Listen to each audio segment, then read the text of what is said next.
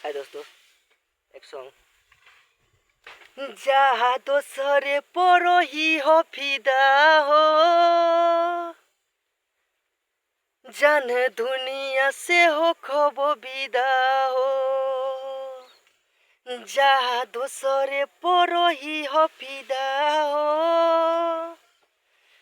जान दुनिया से हो खबो विदा हो।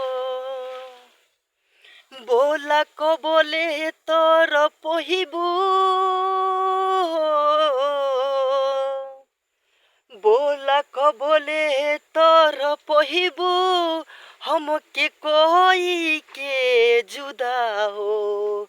जहाँ खुश तू रही हैरानी, हम दिल से दुआ देत बानी।